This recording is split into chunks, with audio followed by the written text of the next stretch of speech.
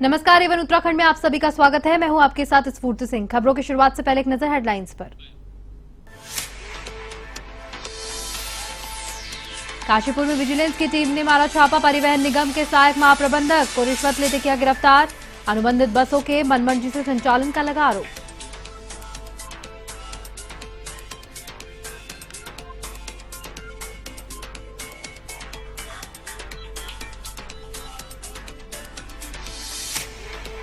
अखिल भारतीय परिसंघ की ओर से बैठक का आयोजन। बैठक में एसटी/एससी की स्थिति को लेकर चर्चा। स्कॉलरशिप बंद होने पर जताई नाराजगी।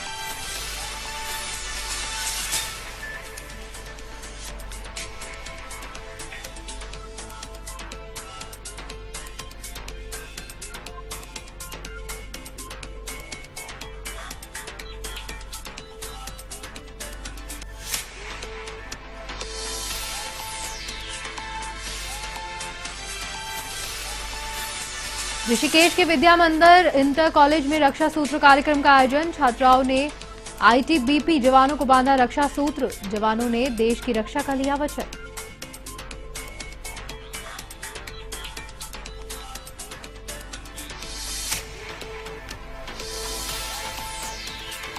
उत्तराखंड में अगले कुछ दिन बना रहेगा भारी बारिश का क्रम। देहरादून सहित 5 जिलों में बारिश की संभावना। संवेदनशील इलाकों में भूस्खलन को भी आशंका।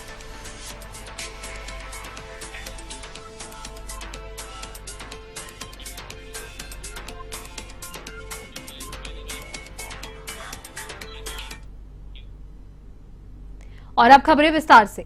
काशीपुर में विजिलेंस की टीम ने परिवहन निगम के सहायक महाप्रबंधक को 9,000 रुपए की रिश्वत लेते रंगे हाथों गिरफ्तार किया। उन पर काशीपुर में अनुबंधित बसों के मनमर्जी से संचालन का आरोप है। शिकायतकर्ता अनुमोदित बस के संचालन मनीष अग्रवाल ने बताया कि डिपो के सहायक महाप्रबंधक रूटों के निर्धारण के नाम पर रिश्वत मांगते हैं। उनके अनुसार जो रिश्वत नहीं देता था उनकी गाड़ियों को अनेक बहाने बनाकर गाड़ियों को खड़ा कर दिया जाता था। कभी परिचालन को रास्ते से ही वापस बुला लिया जाता था।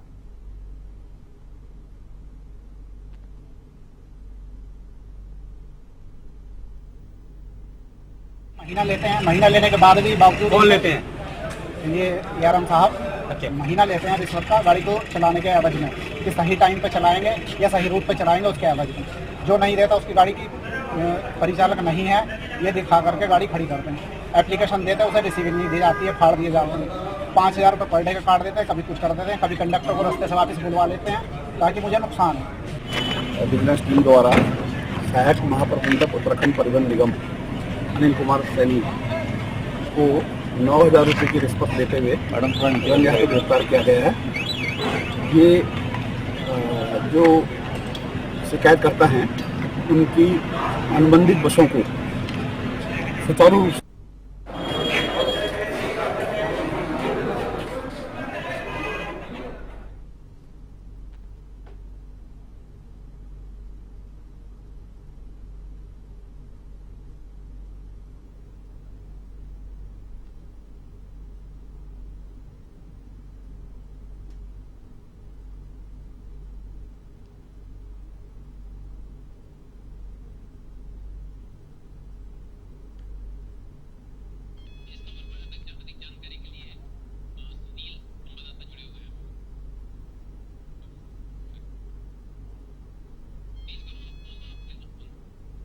परिवहन निगम का सहायक महाप्रबंधक को गिरफ्तार किया गया है और काशीपुर में विजिलेंस की टीम ने ये छापेमार की कार्रवाई की है। इस पर अधिक जानकारी देने के लिए हमारे साथ संवाददाता सुनील फोनलाइन पर जुड़ चुके हैं।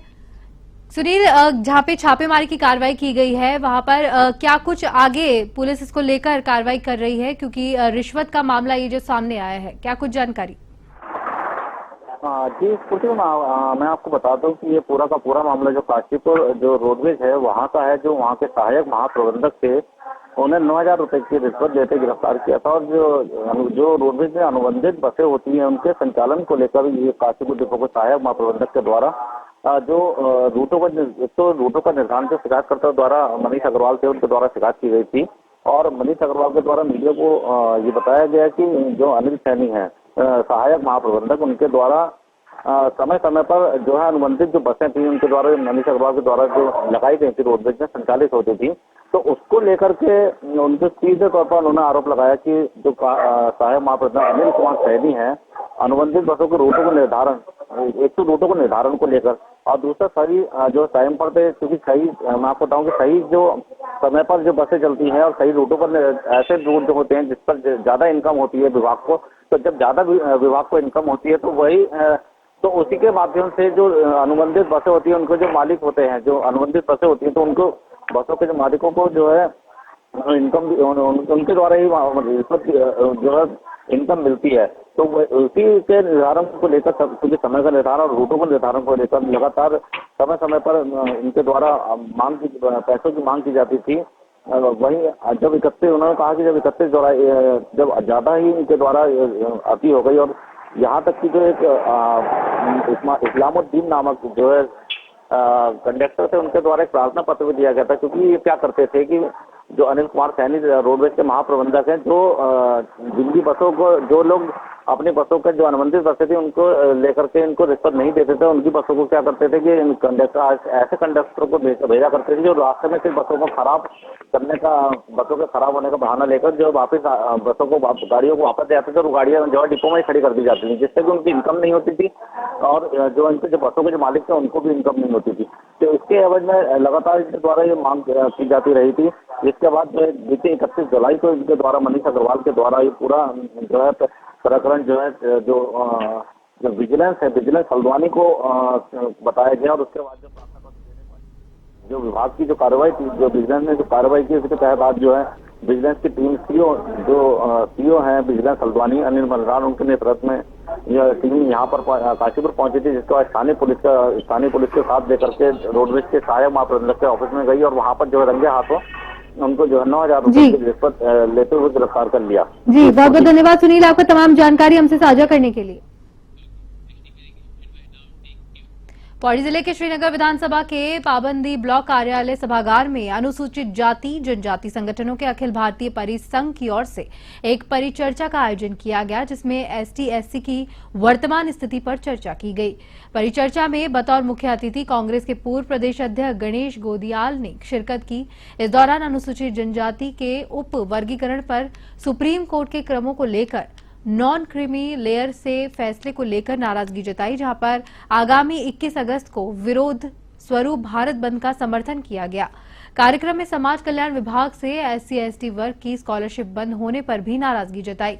कार्यक्रम में परिसंघ के ब्लॉक अध्यक्ष मनोज कुमार राठी, विशिष्ट अतिथि परिसंघ के प्रदेश महासचिव श्रीकांत, मुख्य वक्ता प्रदेश मीडिया प्रभारी शैलजा सिंह आर्य रही।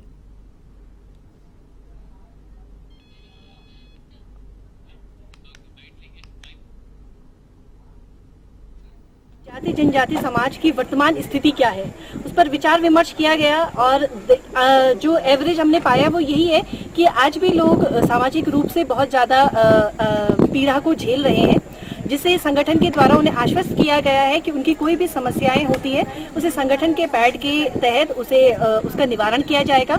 बैठक में हमारे भीम आर्मी के जो संयोजक है श्री सुरेश चंद्र मुयाल जी वो मौजूद थे और परिसंघ के प्रदेश महासचिव श्रीकांत जी का भी उसमें सहयोग रहा। रानीखेत में प्रमुख हीरा रावत की अध्यक्षता में क्षेत्र पंचायत समिति की बैठक का आयोजन हुआ, जिसमें CDO आकांक्षा कोडे, संयुक्त मजिस्ट्रेट वरुणा अग्रवाल भी मौजूद रही। बैठक में स्वास्थ्य, पेयजल, राशन कार्ड, बिजली, पशुपालन सहित कई मुद्दे छाए रहे। बैठक में जब जल निगम और जल संस्थान का नंबर आया तो प्रधान नवीन रावत ने जल संस्थान और जल निगम के अधिकारियों पर खुलेआम कमीशन लेने का आरोप लगाया। शाम तक चली बैठक में कई बड़े मुद्दे छाए रहे, जहां पर मुख्य विकास अधिकारी आकांक्षा कोने ने जल निगम और जल संस्थान के कार्यों को शिकायतों को लेकर संयुक्त मजिस्ट्रेट की अध्यक्षता में एक कमेटी बनाए जाने की बात भी कही और 1 सप्ताह में रिपोर्ट सौंपने को कहा।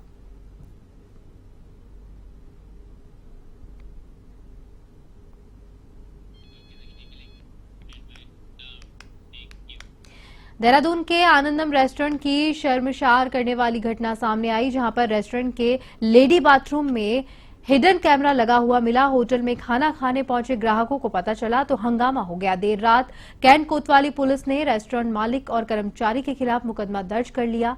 पुलिस वहां पहुंची लेकिन वहां पर कोई डिवाइस नहीं मिला, जिसके बाद एक कर्मचारी से पूछताछ की गई तो उसने कबूला कि छत पर कभी कभी अपना मोबाइल कैमरा ऑन करके रख दिया जाता था, जिसके बाद उसे गिरफ्तार कर लिया गया और आगे की उचित कार्रवाई की जा रही है।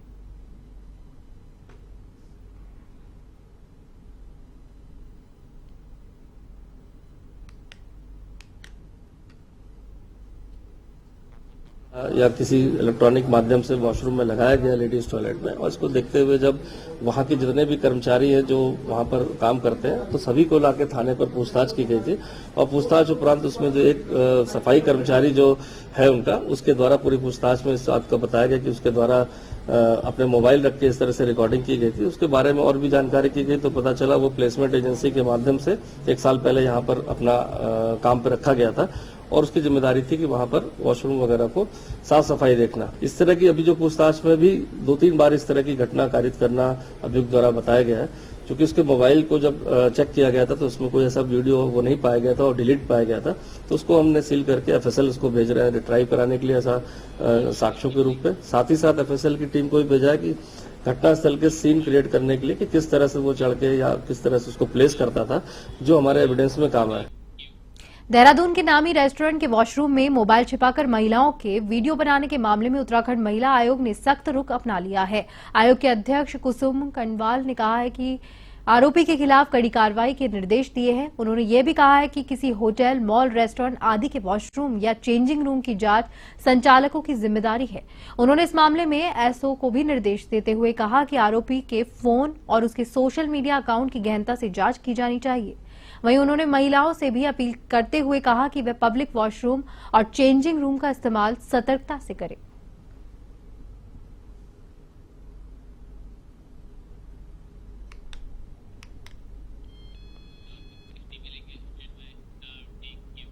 राजधानी देहरादून के ओबीसी आयोग कार्यालय में ओबीसी आयोग के अध्यक्ष संजय नेगी ने सभी अधिकारियों के साथ में आयोग की सुनवाई की। इस बीच संजय नेगी ने कहा कि पिछले कई वर्षों से विभिन्न जनपदों के केस ओबीसी आयोग में चल रहे हैं और पिछले 1 साल में हमने लगभग 21 केस जो पिछले 5 से 6 सालों से चले आ रहे थे उन्हें समाप्त कर लोगों को न्याय देने का काम किया है। साथ ही उन्होंने कहा कि प्रत्येक जनपद में विशेष कैंप लगाए जाएंगे और जनता की समस्याओं को सुनकर उनकी समीक्षा करने के साथ उन समस्याओं के निस्तारण पर काम किया जाएगा।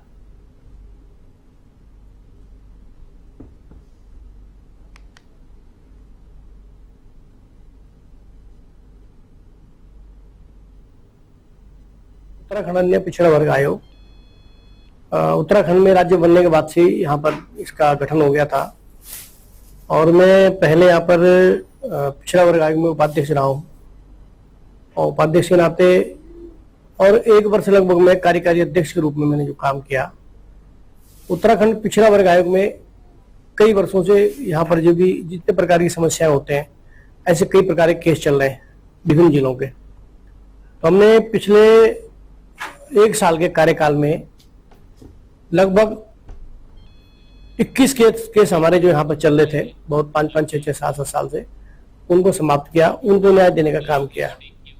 कोलकाता की घटना का सभी जगह पर डॉक्टरों में भारी आक्रोश देखा जा रहा है, जहां पर रुड़की में निजी डॉक्टर सड़कों पर उतर आए हैं। उन्होंने रैली निकालकर काला फीता बांधकर विरोध प्रदर्शन किया, जिन्होंने कार्य का बहिष्कार कर पूरे कस्बे में रैली निकाली। इस दौरान चिकित्सकों ने आरोपियों को फांसी दिए जाने की मांग की है। उन्होंने कहा है कि हम पीड़िता के लिए न्याय की मांग करते हैं और आरोपियों को तुरंत फांसी दिए जाने की मांग करते हैं।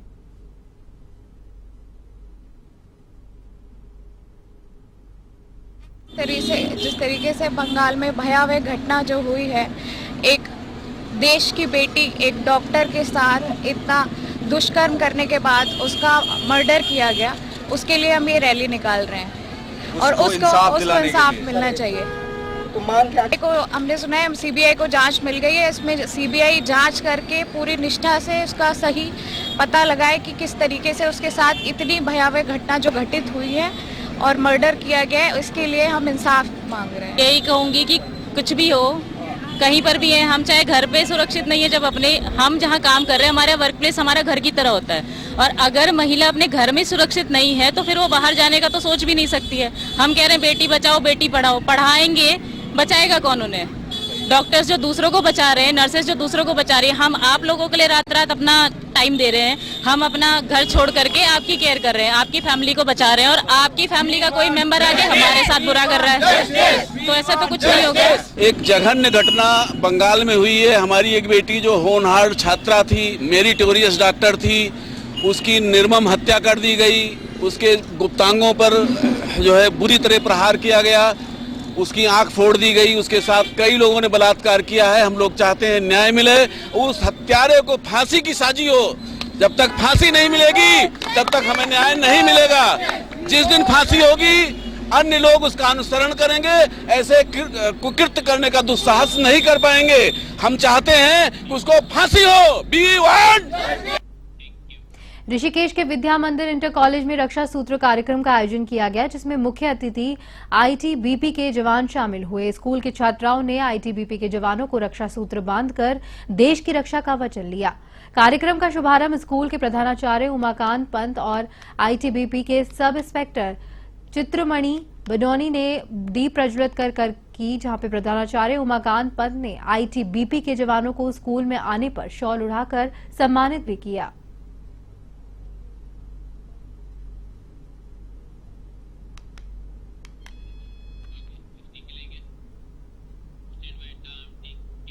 कोलकाता में ट्रेनी डॉक्टर के साथ हुए रेप और मर्डर के विरोध में डॉक्टर और मेडिकल स्टाफ आईएमए के आह्वान पर 24 घंटे की देशव्यापी हड़ताल पर रहे, जिसको लेकर मसूरी उप जिला चिकित्सालय में डॉक्टर स्टाफ चतुर कर्मचारी हड़ताल पर रहे।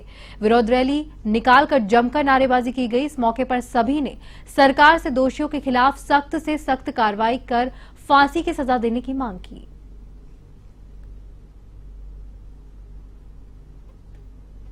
आह्वान पे और हम पीएमएचएस एसोसिएशन के आह्वान पर ये हम एक दिन का कार्य बहिष्कार कर रहे हैं। कोलकाता में हमारी जैसी किसी चिकित्सक के साथ एक निर्ममतापूर्ण हत्या कर दी जाती है, उसका रेप कर दिया जाता है। अब तो फोटो भी वायरल हो रही है। असलियत क्या है किसी को नहीं पता।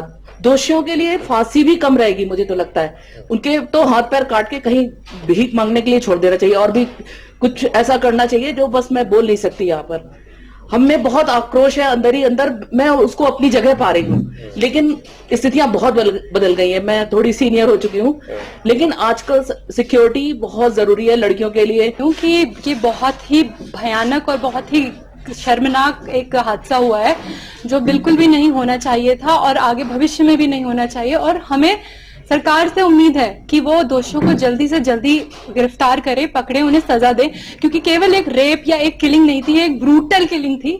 इस तरह की हमारे भी छोटे बच्चे हैं, कल की डेट में वो भी कॉलेजेस जाएंगे, तो हम कैसे उन्हें भेजें? सर मतलब वो पेशेंट्स के लिए, इसके लिए अपने घर को त्याग के बाहर निकलते हैं और उनके साथ ये होता है, तो इसके तो हम बिल्कुल विरुद्ध हैं। और आज की तो ओपीडी नहीं हो रही है, इस तरह से तो हमें लगता है कि बिल्कुल होना ही नहीं चाहिए। ओपीडी बिल्कुल स्थगित हो जानी चाहिए। शर्मनाक है कि हमारे महिला चिकित्सक के साथ ये हुआ।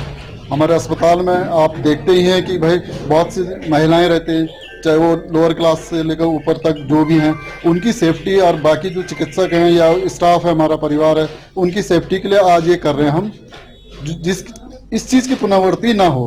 क्योंकि अगर ऐसे अपराध होते रहे बार बार अस्पतालों में, तो आने वाले टाइम में ऐसा होगा कि लोग कोई भी अपने बच्चों को डॉक्टर में नहीं बनाएगा, नर्सिंग नहीं बनाएगा, फार्मासिस्ट नहीं बनाएगा। ये दिक्कतें आ जाएंगी आगे जाकर समाज के। पश्चिमी बंगाल के कोलकाता में डॉक्टर और उत्तराखंड में नर्स के साथ हुई घटना के विरोध में आज आईएमए हल्द्वानी के बैनर तले डॉक्टर्स में विरोध प्रदर्शन किया और आरोपियों को सजा देने की मांग की गई। डॉक्टर ने सुशील तिवारी अस्पताल से लेकर शहीद पार्क हल्द्वानी तक पैदल मार्च किया और सरकार से क्लिनिकल एक्ट बनाने की मांग की और कहा कि पूरे देश में डॉक्टर कहीं भी सुरक्षित नहीं है।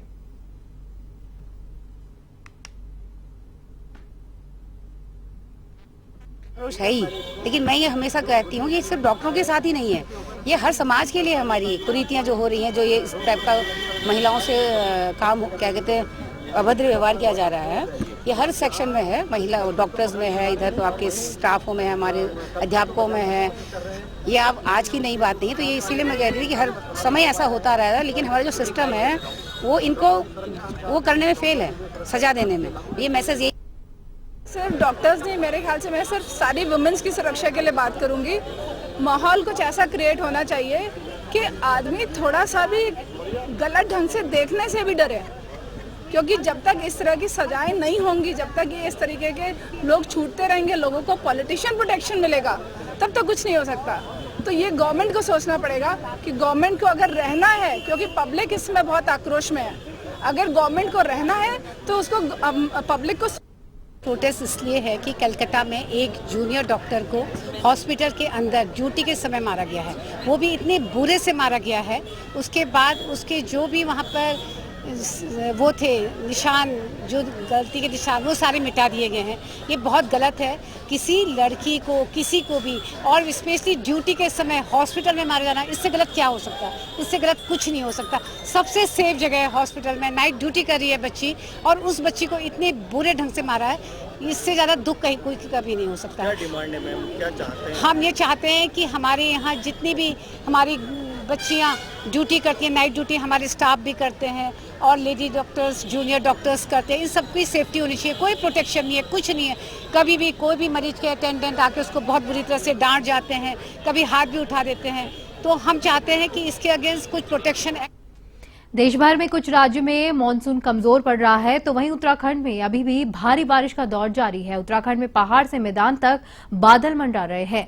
अगले कुछ दिन भारी बारिश का क्रम बना रह सकता है, जहां देहरादून, नैनीताल, चंपावत, बागेश्वर, उधम सिंह नगर जिलों में कहीं कहीं गरज चमक के साथ में भारी बारिश हो सकती है। वहीं संवेदनशील इलाकों में भूस्खलन की आशंका भी जताई जा रही है।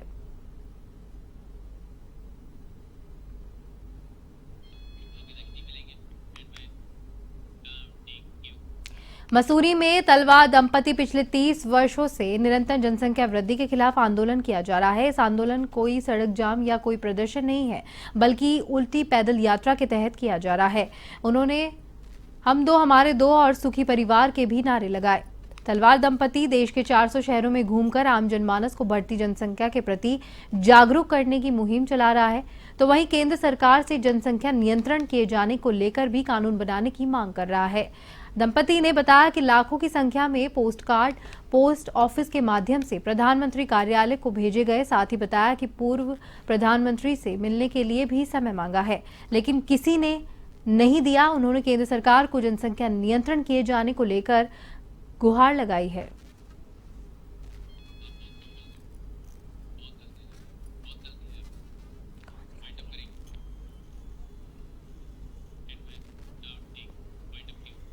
इसी के साथ एवन उत्तराखंड में फिलहाल के लिए इतना ही। मुझे दीजिए इजाजत। नमस्कार।